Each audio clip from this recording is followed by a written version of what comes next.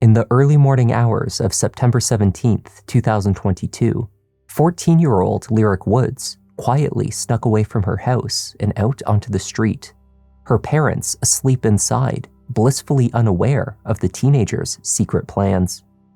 The next morning, Lyric was not in her bed. She never returned home.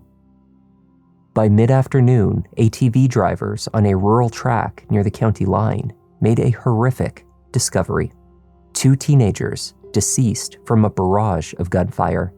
They were lying side by side, Lyric Woods and 18-year-old Devin Clark. It wasn't clear how the two knew each other, and neither of them carried a cell phone. But it was the contents of their secret messages that would hold the key to their murders. Though most of the texts had been deleted, the pieces of correspondence that remained would reveal a sordid plot and lead investigators to the alleged killer. Hi there, I'm Kevin, and welcome to Just Thought Lounge. Today's case is as scandalous as it is deeply heartbreaking. It's the story of teenage mistakes, some more serious than others, that spiraled out of control.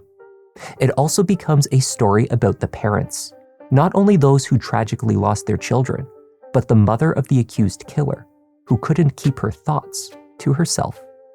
Let's take a look.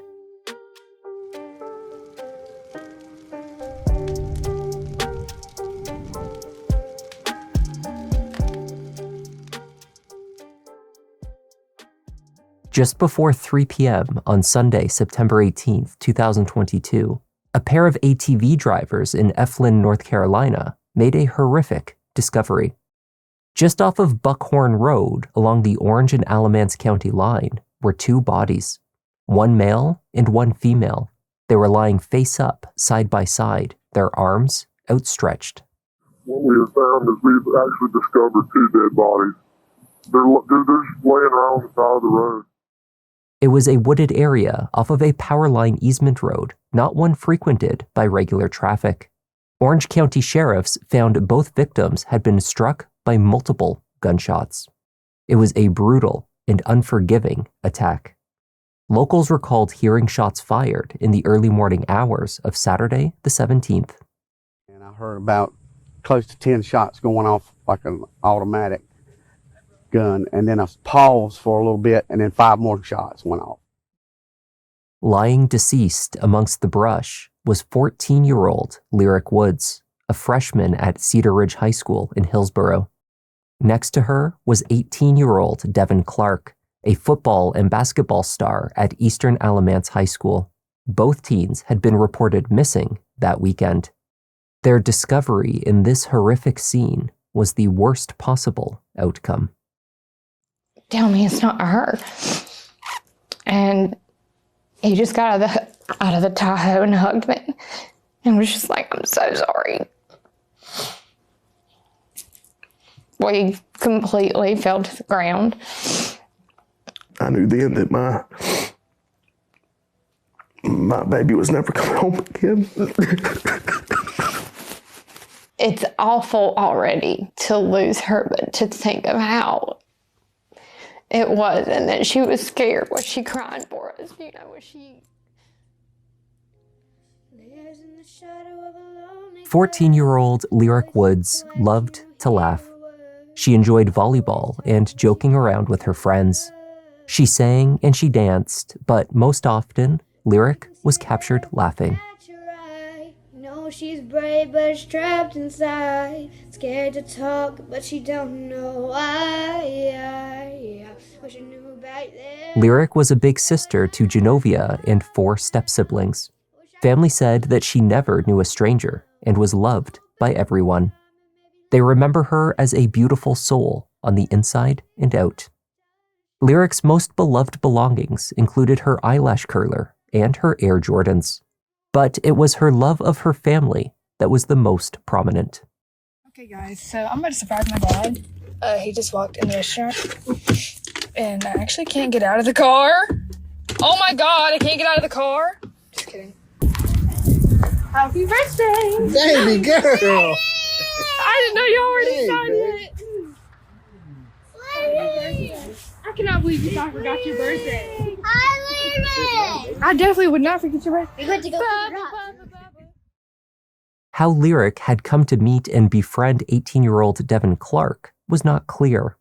A teen athlete from nearby Mabane, he was a senior at Eastern Alamance, where he made a name for himself as a standout wide receiver. Second half action, the pass from Hunter Douglas. He's going to find Devin Clark. There he is down the sideline, and see you later. Clark's going to take it in with an E8 touchdown. Devin was known for more than his athletics. He loved music and hosting rap and studio sessions with friends. He spent a lot of time riding bikes and four-wheelers, an activity that the community gathered to share in his memory in the days following his tragic death. Devin, he loved to ride four-wheelers and dirt bikes. It was always something he loved to do with all his other friends and stuff like that. So this is how we're going to, memorialize him and, respect him today.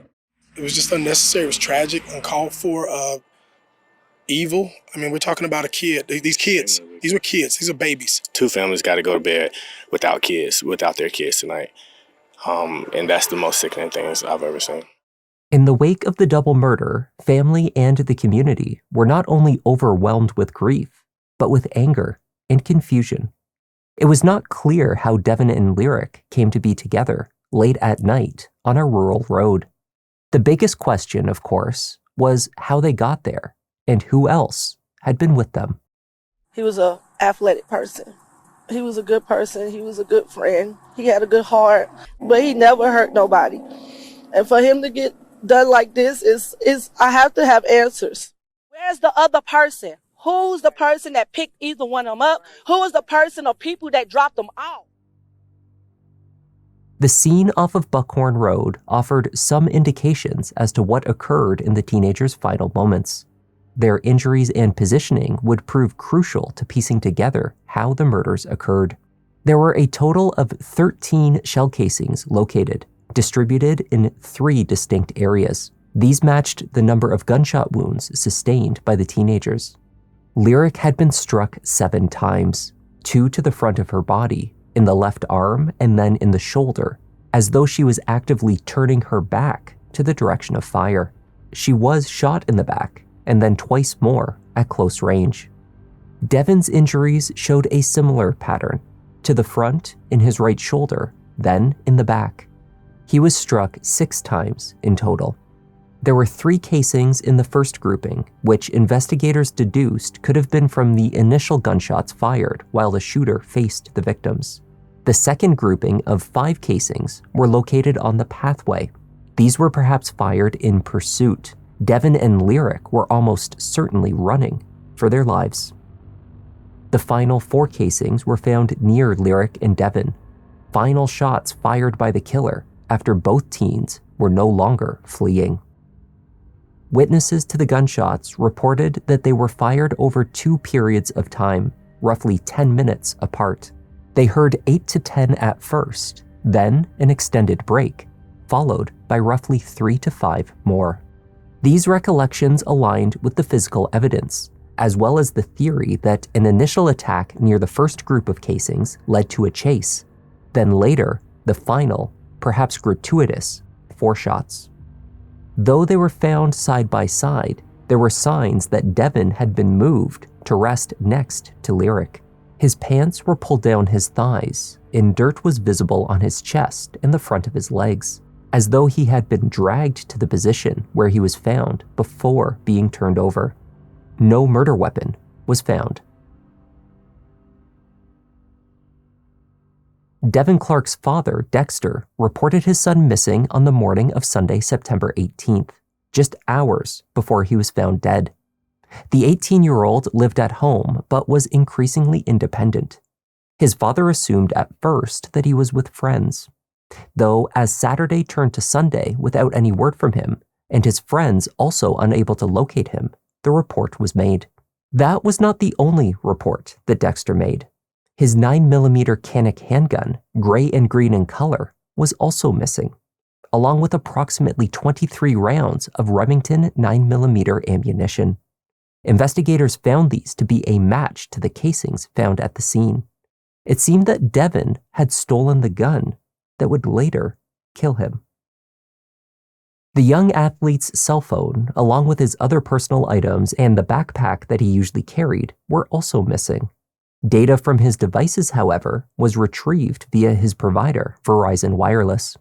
Much of his communication took place over Snapchat, the app that automatically deletes message history unless the user expressly chooses to save it.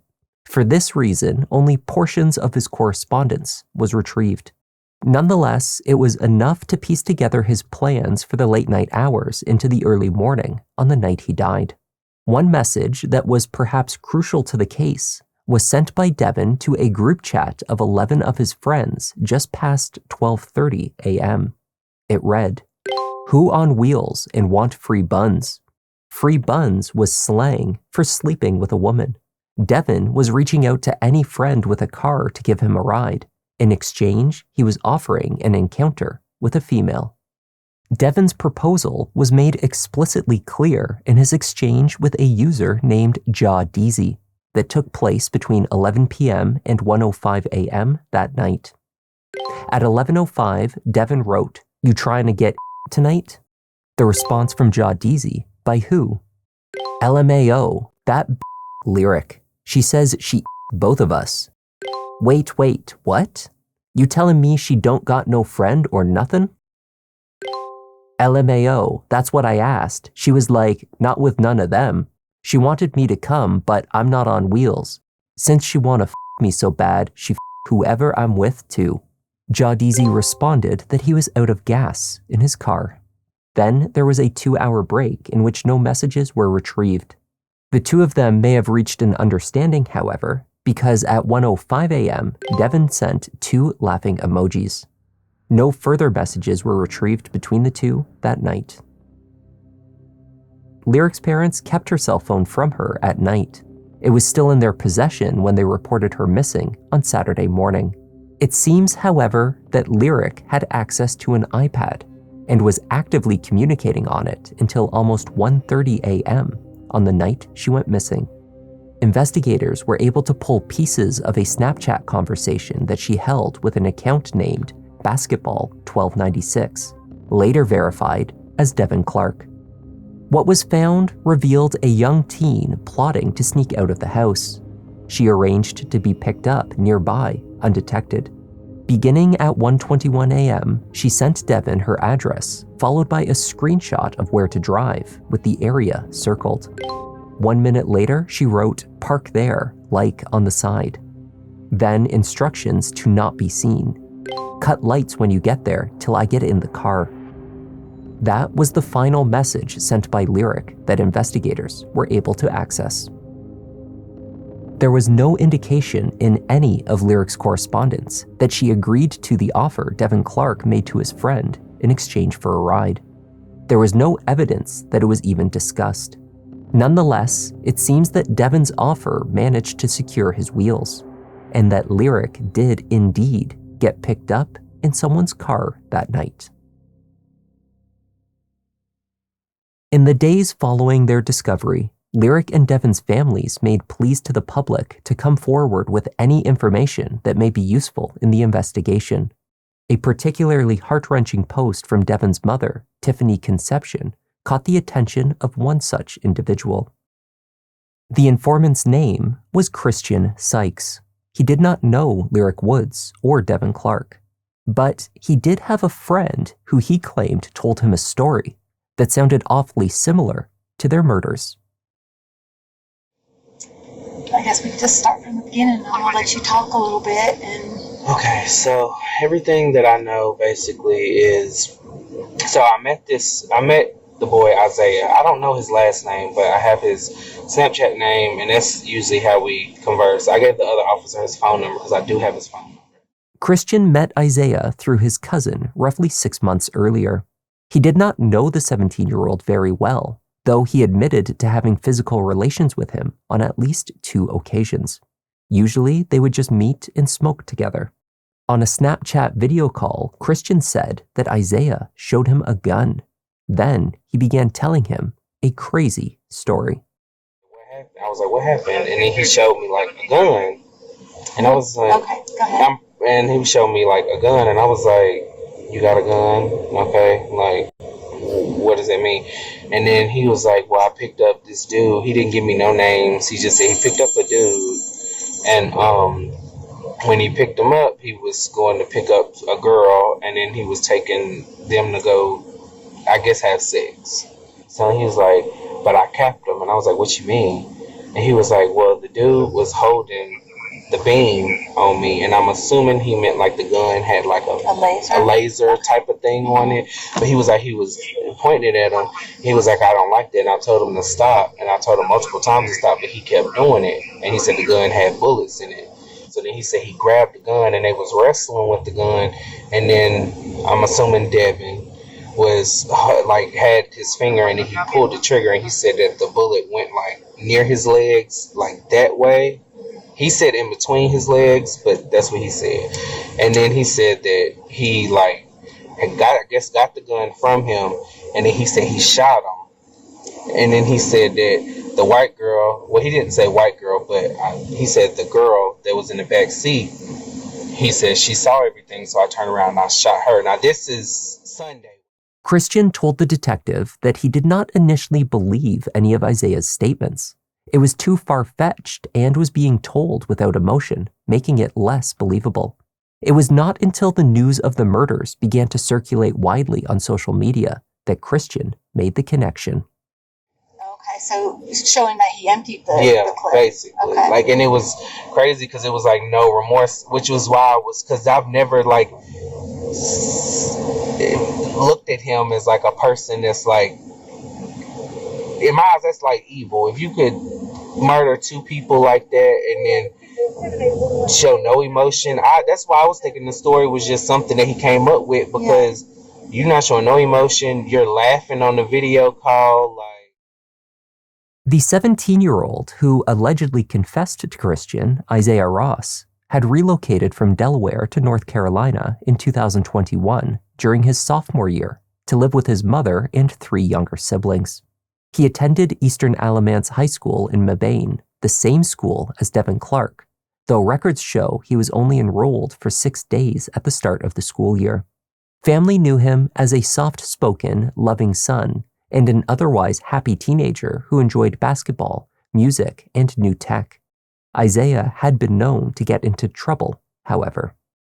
No cap though. Let me show you.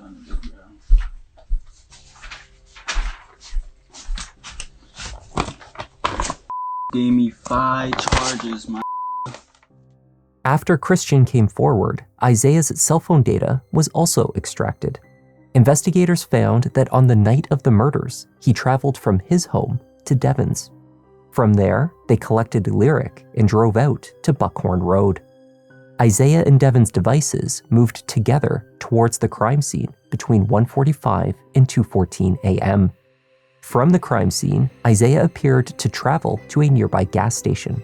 Driving his mother's white GMC Sierra, Isaiah was captured by surveillance cameras at the Petro gas station in Mebane, located 2 miles from the scene at about 2:20 a.m. He was alone. Isaiah was captured leaving the vehicle and walking towards the store. He was wearing a printed jacket over a black short-zipped hoodie. The end of his hair dyed blonde. After, he returned to the Sierra and drove off, back in the direction of Buckhorn Road. His cell phone tracked him, returning to the crime scene, before going back home.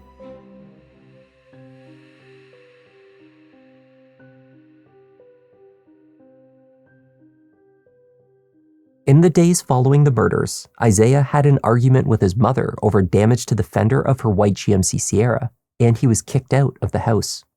With the help of his stepfather, a man named Antoine Bryant, he acquired a bus ticket and left for Delaware.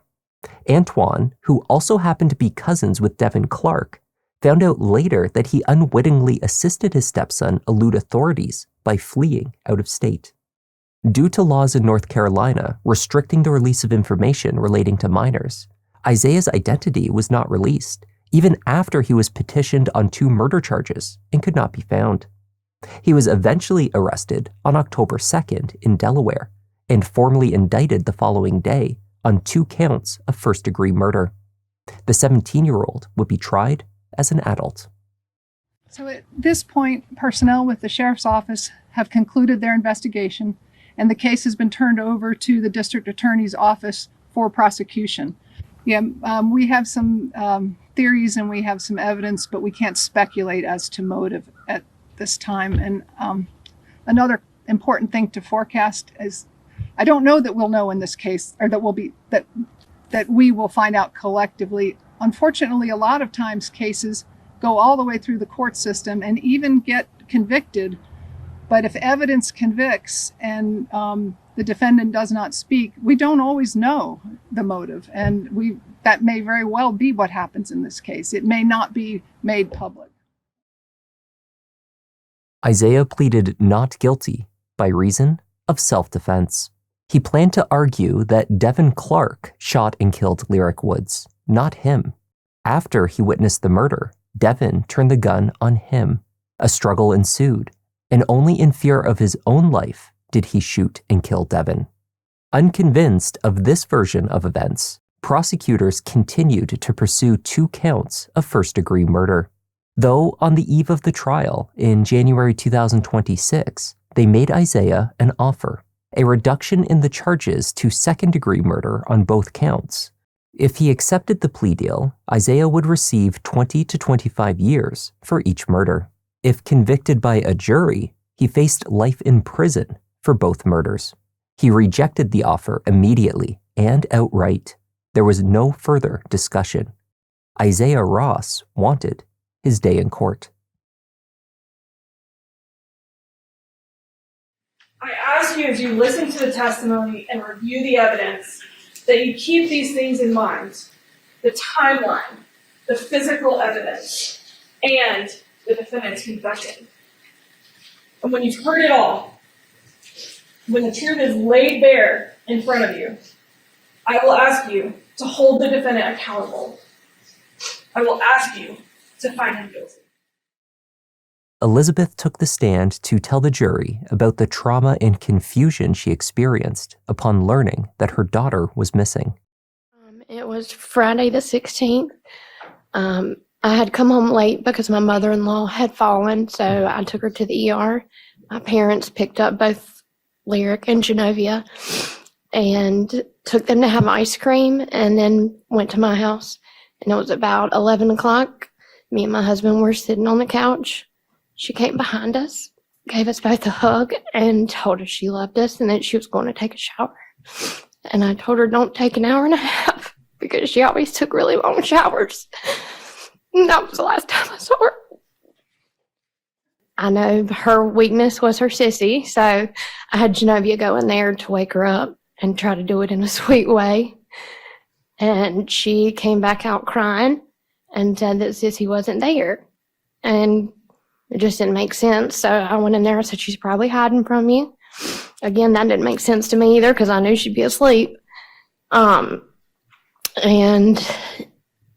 realized she wasn't there.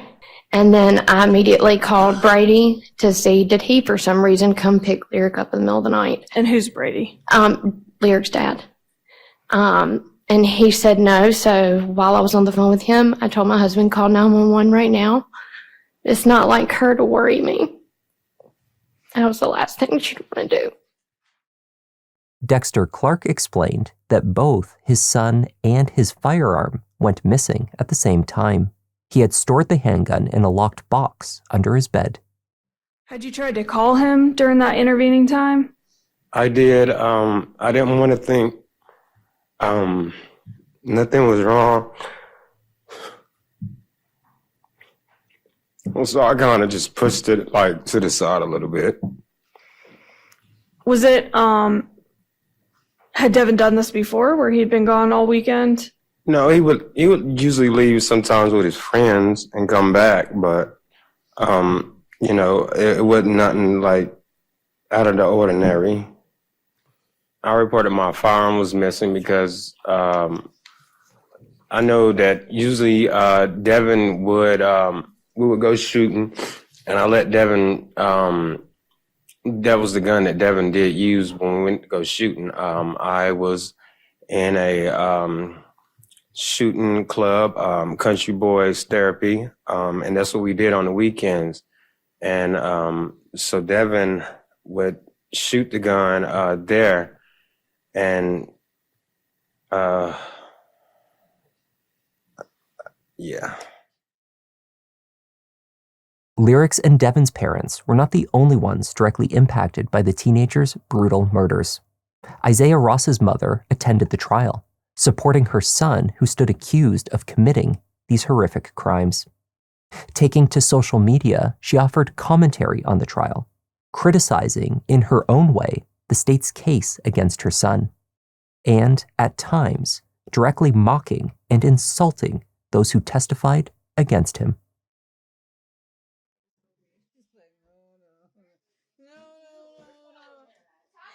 I mean, damn, I said sorry to, Devin's mom and her little ugly ass ragamuffin looking ass bitches came like, ugh. But this country boy motherfucker therapy, so that's what we do, country boy therapy. As the trial progressed, Isaiah Ross and his vocal mother were offered more material to critique. Isaiah's alleged confession was a key piece of evidence for the prosecution. Their key witness, however, Christian Sykes, proved a challenge for their case. He recounted what he remembered from the Snapchat conversation in which Isaiah allegedly confessed to killing both Devin and Lyric. And Mr. Sykes, do you know Isaiah Ross? Yes. How do you know him? We were cool once upon a time. Cool, did you say? Yeah. What Isaiah told you? Yeah. And what did he tell you? That you want me to tell the whole story? Yes, please. Okay. Well, he told me that he was going to hang out, or that he hung out with somebody, and they were going to. Do you want me to say it all? Like, okay. It's been said before, probably. All right. Well, he said that they were going to, that they went to on a white girl. When they got there, they were hanging out and stuff, and somehow or another, the other boy had a gun, and he was like playing with the beam and pointing it on him, and he told him to stop, and he did it again, and he told him to stop, and he said the third time he went for the gun, they wrestled for the gun, and I don't remember exactly if he said the gun went off, but I do know he said that he shot them and dumped the bodies, and then yeah, that's pretty much it. 4 years had passed since the weekend of the murders and the potential confession. That may account for some discrepancies in the details Christian offered on the stand to jurors. He testified confidently to some aspects, however, that were demonstrably false. Whether he had been lied to or misremembered details offered by Isaiah was a question for the jurors. The first and most significant error was the location where the shooting occurred. Did he give you any indication of where they were when in the this car? happened? In the car. He did say Eflin. I do remember that, but just in the car. I really wasn't trying to ask too many questions because honestly and truthfully, I didn't believe it. It just sounded crazy. There was no indication, blood spatter, DNA, casings, or other forensic clues that Isaiah or either Devin or Lyric had been inside the car when the shots were fired. Indeed, there was ample physical evidence suggesting a sequence of events that unfolded near the brush and along the pathway. In addition to these inconsistencies, he recalled the handgun that had been in Isaiah's possession while on the video call was black, not gray and green, as Dexter Clark had described it. Another thing that you testified to was that you saw the firearm and that it was black. Do you recall that? I saw a firearm that was black on video. I don't know if it was that one because I was not there. Okay.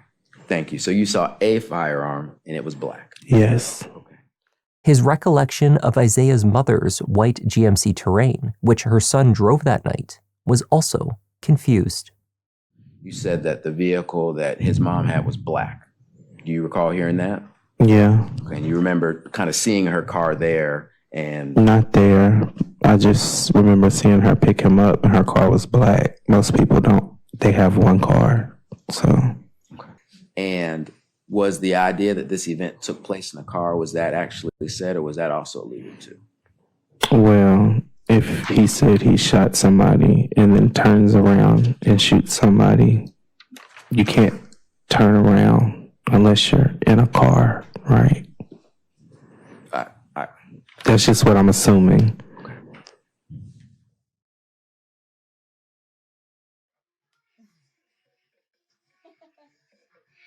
Talk about I only know his mom to have a black truck. Bitch, I ain't never owned a black truck in my life. You. Suck another dick.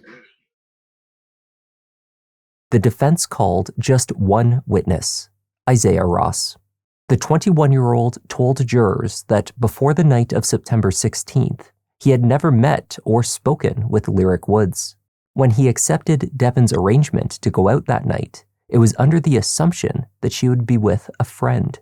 Only after Devin was in the car giving him directions did he sort out what his friend's plans actually were. That's when he asked me if I minded if he went first. And so it's kind of where I really got the idea that there was only one person that we were going to pick up. I entered into the situation thinking we were going to go like pick up one person and then another person, but that confirmed that it was just one person. He explained that when they arrived at Buckhorn Road, Devin and Lyric spent a few minutes together in the back seat. DNA testing later confirmed that some intimate activity had likely taken place. Isaiah claimed he spent this time outside of the car with Devin's vape pen. When the two emerged from the back seat, Isaiah said they were arguing. Lyric was yelling that she would not be controlled or passed around by Devin. Can you explain to me what you heard or what you remember you heard when Lyric and Devin got out the car? She was yelling at Devin, saying that I can't say word for word, but that I remember she saying she wasn't a whore, and she wasn't gonna let him pimp her around anymore, and that she was gonna get police involved. Okay. And how did Devin respond? Ultimately he retrieved the gun out of the car and then shot her with it. Standing at an easel, Isaiah outlined his version of events with the assistance of a sketched diagram. He showed jurors where he claimed Devin and Lyric emerged from the back seat and the direction that Lyric ran when Devin fired at her. Isaiah claimed that after Devin had killed Lyric, he turned the gun on him and stated, "You know what time it is." Isaiah took this to mean that he was next. So he lunged at Devin and they struggled over the gun. Shots were fired. Though Isaiah was the smaller of the two teens and less athletic, he was able to overpower Devin by striking him, at one point employing a headbutt, then pushing his shoulder back while he reached for the gun. I remember being hit somewhere in this area, like a punch. Now, if you're pointing to an area, that would be what part of your body? My shoulder. Which shoulder? My right shoulder. All right, so what happens next?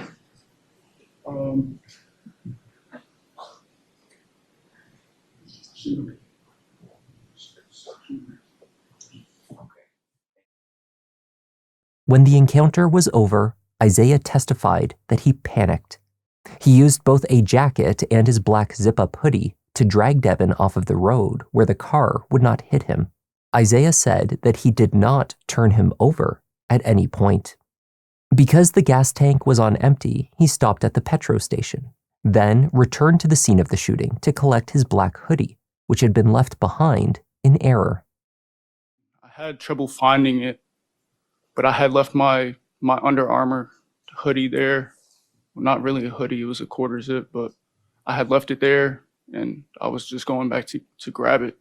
It just, honestly, if I were to describe it, it just felt like my brain was literally like melting. I didn't know what to do. I was afraid. Honestly, I just wanted to go home, and that seemed like the answer to all of my problems at the time. So I just went home. There were a few small gaps in Isaiah's story. In his version of the shootings, the first set of shots heard by witnesses were attributed to Devin firing at Lyric.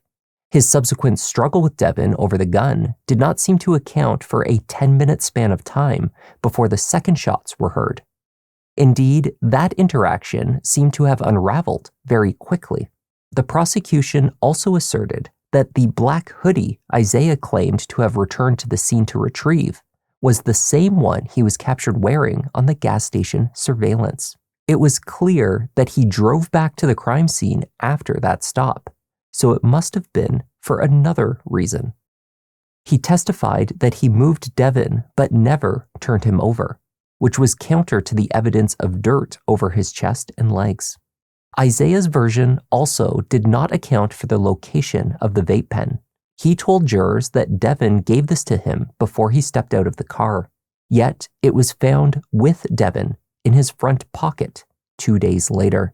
Sometime between Devin exiting the back seat, arguing with Lyric, and then fighting with Isaiah, the vape must have been returned to him. If Isaiah's testimony did not provide an explanation for everything, it certainly tried.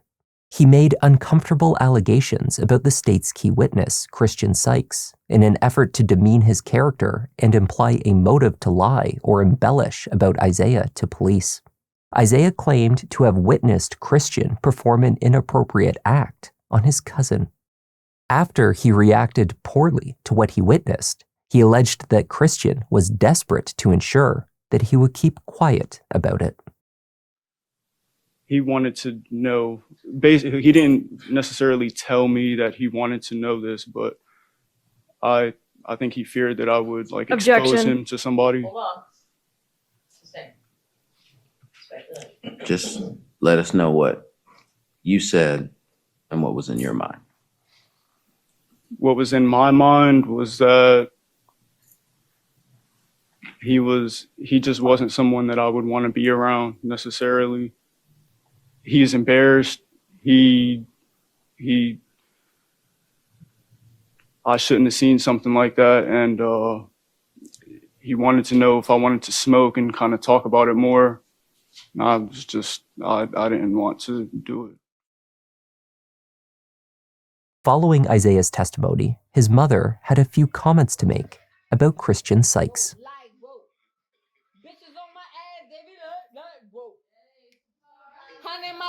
Switching lanes like, whoa. Bitches getting braids from their cousin like, whoa. And from their brother like, whoa. Huh? Cousins, brothers, sisters, y'all all geeky as fuck. Not all of y'all. Sykes! Bitch Sykes, Christian Sykes, bring your ass to the front, Christian Sykes. Isaiah admitted to speaking with Christian about the events on Buckhorn Road, though he claimed not to remember the details that he shared.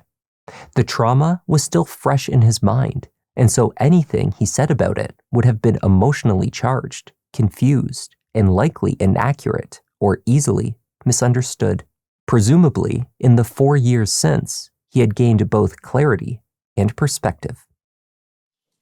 Who brought the firearm that night? Devin Clark. Okay. When you got out the car at Buckhorn Road, who shot Lyric Woods? Devin Clark shot Lyric Woods. And after he did that, what did he do to you? He came over to me with the gun, pointed it at me, and said that I knew what time it was, which would mean he's about to kill me. Objection. He was about to kill me. Hold on.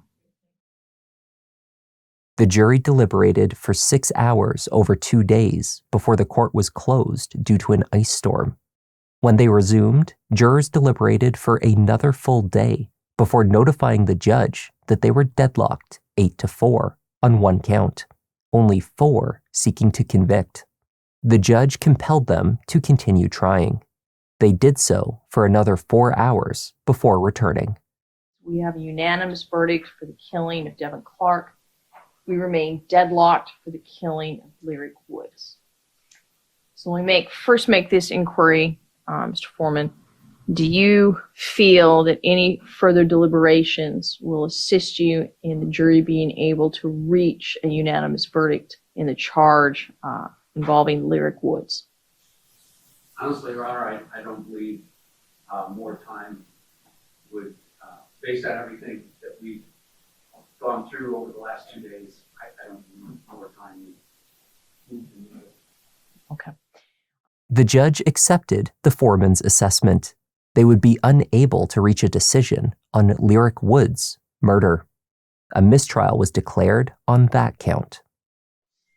We, the jury, unanimously found the defendant, Isaiah Ross, to be guilty of second-degree murder of Devin Clark.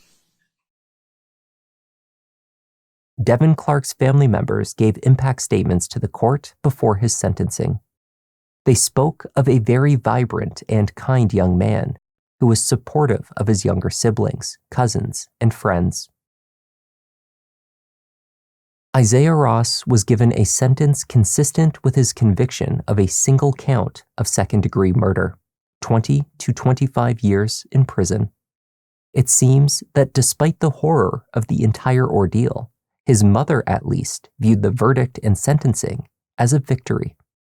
She took to social media shortly after the trial in a live video that has since received a considerable amount of negative attention for obvious reasons. You thought you was gonna win because of your skin color, because of this, because of this, because of title. But you know what? The black people actually won. You tried to keep Devin's mom from defining her son's body. They had to do all this extra shit just based off the motherfucking clothing that they had on. They was the ones to stand up and read their notes. They was the ones to stand up and read their notes. Not y'all white mother trying to play. Cause y'all got this and power. No, I'm glad the black people won. Boop, boop, boop. I'm glad the black people won. We won. Y'all lost. Y'all lost. Y'all lost. Lyric Woods' family left the courthouse confused and devastated. Prosecutors have kept the case open with an administrative hearing to discuss next steps scheduled for March 2026. They have not stated whether they intend to retry the case, offer a plea deal, or drop the charges. The jury's decision has baffled many. 4 jurors were willing to convict Isaiah Ross for the first-degree murder of Lyric Woods. These same 4 jurors presumably agreed to only a second-degree conviction for Devin Clark's murder, rejecting the argument that he was killed in self-defense, yet also rejecting that the many shots fired constituted premeditation and therefore a conviction in the first degree. It is difficult to deduce what combination of logic led to the split verdict. Lyric's mother is keeping her memory alive by covering the family home in photos of her during happier times, the way she was in life, joyful, smiling, and laughing. She's so kind-hearted and tender-hearted and would do anything to help somebody else. And just reminds me of my reason to keep going. And I absolutely love seeing her face everywhere. It just gives me comfort. Even though I know I don't have her here, I love seeing her everywhere. And that was the tragic case of Devin Clark and Lyric Woods. Thank you for joining me, and a warm welcome to our newest Sherlock Holmes members, Christy Mateo, Mystic Magnolia, and Trisha Kringle. Great to have you in the lounge.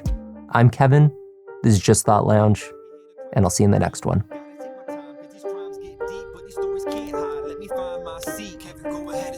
Gotta be selective, doing all the research, keeping it objective, always been effective, can say he got a knack, pick of the litter, you see how Newton got his back, yeah, the content that you need, this could be a new sign, we talk in the comments, they jot in a few lines, tune in and hit like, love that, it's too kind, feels like the whole world is online for true crime.